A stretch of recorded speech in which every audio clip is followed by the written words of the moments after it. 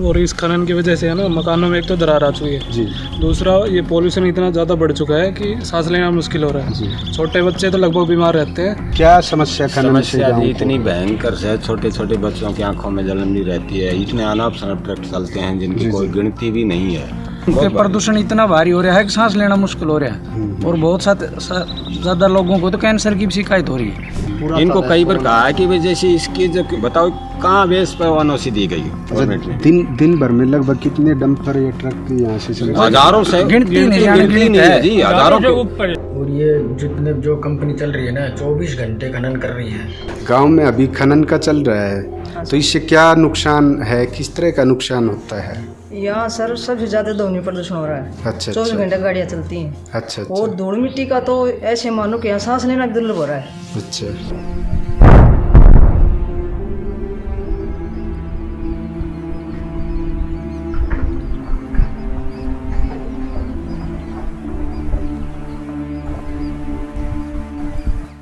साथियों नमस्कार, आज हम पहुँचे हैं क्षेत्र के गांव उस्मापुर, जहां पर पिछले 2 या 3 दिन से जो खनन का मामला है वो काफ़ी चर्चाओं में है। तो गांव पूरा ये चाहता है कि खनन की गतिविधियों पर रोक लगे।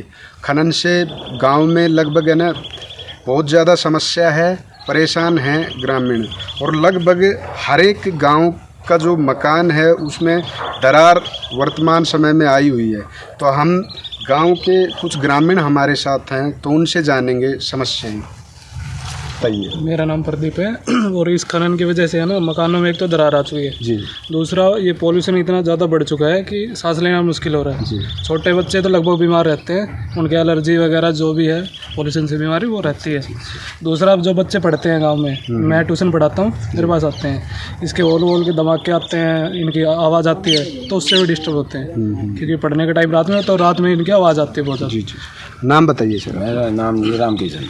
तो क्या समस्या खनन से समस्या गाँव जी को? इतनी भयंकर है, छोटे छोटे बच्चों की आंखों में जलन भी रहती है, इतने अनाप शनाप ट्रक चलते हैं जिनकी जी, कोई जी। गिनती भी नहीं है, उनकी कोई हिसाब किताब ही नहीं है। ये ब्लास्टिंग इतनी होती है सभी मकानों के अंदर, जैसे क्या 100% मानो आप, 100% मकानों में दरार आई हुई है। और अगर ये हमारी बात अगर असत्य है तो आप चेक करके देख लीजिए।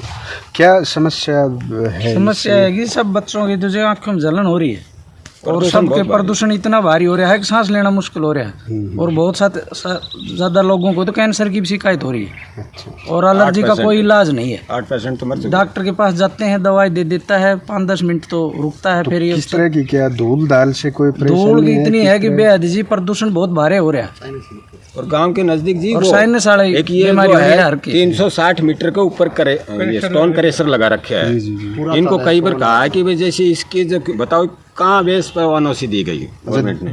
दिन भर में लगभग कितने डंपर या ट्रक यहाँ से चलते हैं? हजारों से गिनती नहीं है जी, हजारों के। ये तो खुद 1200 तो ही खुद बताते हैं, लेकिन इससे तो ज्यादा 1500 जाते हैं, 1-2 हजार जाते हैं, इतने ट्रक तो भर जाते हैं। अनगिनती है जी। और इनकी अनंत है जी। 10-12 पॉपुलेट लाइन नाम बताइए अपना। मैं अनिल कुमार सनोक हुकमचंद गाँव उस्मापुर का निवासी हूँ।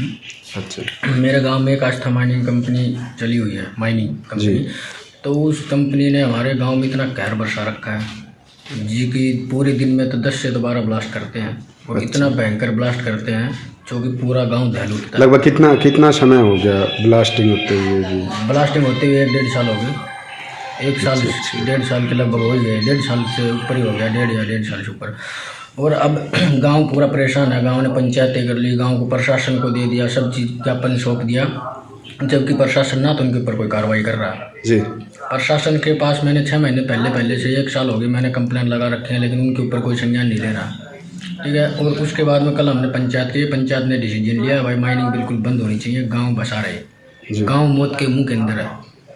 चारों तरफ खनन हो रहा है, चारों तरफ अवैध क्रेशर खोल दिए गए, खनन हो रहा है चारों तरफ, गांव के चारों तरफ क्रेशर, और फिर इतनी धूल मिट्टी जो कि जीना तो बिल्कुल ही। जनजीवन पर क्या प्रभाव पड़ा? जनजीवन पे तो सारा प्रभाव जनजीवन पे पड़ रहा है सर।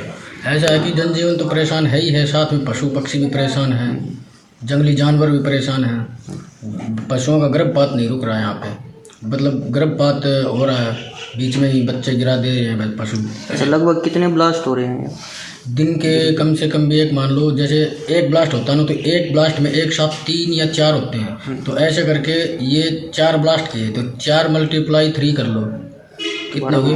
यानी कि 12 के आसपास दिन के प्रतिदिन 10-12 के आसपास प्रतिदिन ब्लास्टिंग होती है। और खेतों के अंदर इतना बुरा हाल हो रहा है, वहाँ अवैध क्रैशर हो गए। और खेती की भूमि में, कृषि भूमि के अंदर क्रैशर खोल दिए गए, जबकि इनलीगल है। भारत सरकार ने भी काफ़ी धाराएं अनुच्छेद लगा रखे, भाई कोई भी किसान अपनी कृषि को, खेती को मतलब ऐसे क्रैशर वगैरह अवैध चीज़ों के लिए नहीं दे सकता। तो ग्रामीणों की क्या राय है, क्या चाहते हैं? ग्रामीणों की ये राय है, ग्रामीण ये चाह रहे हैं कि ये पहाड़ की लीज बिल्कुल सील हो जाए।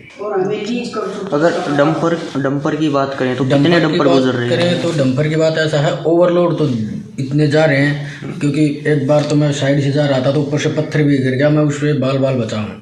ठीक है, दूसरी बात ये है कि पत्थर मतलब पत्थर तो गिरना, और भी रोड इतना धीरे मतलब भीड़ा है, मतलब बिल्कुल ज़्यादा चौड़ा रोड नहीं है। तो मेरे खेत के अंदर पेड़ खड़े हैं, तो एक तो पेड़ भी मेरा खेत का तो गिरा दिया, बाकी सब लगभग जितने भी पेड़ है ना सड़क के किनारे, वो सब पेड़ गिर चुके हैं। और ये जितने जो कंपनी चल रही है ना, 24 घंटे खनन कर रही है। अच्छा। और 24 घंटे के अंदर मान लो दिन और रात लगा के कम से कम भी 1000 से 1200 ट्रक जा रहे हैं, और बिना रवाना के जा रहे हैं, अवैध रूप से जा रहे हैं। चारों तरफ पूरा अफरा तफरी मचा रखी इन्होंने, इनकी कोई कहने वा सुनने वाला तो कोई है नहीं, और गांव पूरा इसके विरोध में है। कल भी पंचायत हुई थी 5 गांव की, 3-4 गांव हमारे जयपुर, मांडोला, उस्मापुर, ये सब गांव आए थे। इनको बिल्कुल विरोध में कि ये सील हो जाए, बिल्कुल बंद करने चाहेंगे। गांव बिल्कुल पहाड़ के माइनिंग के खिलाफ है। नाम बताइए अपना। मुकेश जी। मुकेश जी, ये जैसे आपके गांव में अभी खनन का चल रहा है, तो इससे क्या नुकसान है, किस तरह का नुकसान होता है? यहाँ सर सबसे ज़्यादा ध्वनि प्रदूषण हो रहा है। अच्छा। 24 घंटे गाड़ियाँ चलती हैं। अच्छा। और धूल मिट्टी का तो ऐसे मानो कि यहाँ सांस लेना भी दुर्लभ हो रहा है। अच्छा। हाँ सर। तो कल इसको लेकर एक पंचायत भी आपके गांव में हुई थी। धमाका ऐसी बहुत भयंकर, यहाँ भैंसों को पैसों गर्भपात नहीं रखता एक तो। अच्छा। 4-4, 5-5 महीनों की भैंस खराब हो जाती हैं। और क्या समस्याएं आती हैं? और हमारे सब मकानों में तरेड़ आई हुई है। क्या पूरे गांव के मकानों में दरार है? हाँ सर। और क्या परेशानी आपको इससे हो रही है? और ये ध्वनि प्रदूषण बता दिया आपने, ये बहुत ज़्यादा हो रखा है। यहाँ पर सोना ही दुर्लभ हो रहा है, सांस लेने में बहुत ज़्यादा दिक्कत हो रही है। नाम बताओ अपना। जी कमलेश। इस खनन से क्या परेशानी आपको हो रही है? जी हमारा पूरा गांव डैमेज हो रहा है। अच्छा। हाँ, जो ये ब्लास्टिंग ही सी, हाँ। ये पूरी मकान को लाद दी सी। अच्छा, समझ लो, और हमारा घर हम तरेड़ देख लो, खुद दराज नू पूरी आंगली सरीखी नू हाथ सरीखा, इतना तरेड़ पाट रही। अच्छा। और भैंसिया का, पशुओं पे भी, पशुओं पे भी है। अच्छा। हाँ, पशुओं में नुकसान, और गाड़ियाँ को तो आगड़ों को इतनी चल रही सी। अच्छा। हाँ, क्या 24 घंटे? 24 घंटा जीवन नहीं है, पूरी रात भी दिन भी, कभी भी। अच्छा। हाँ। और क्या परेशानी इससे? परेशानी हमने तो खूब है जी, हमारा तो जीना दुश्वार हो रहा है गांव में।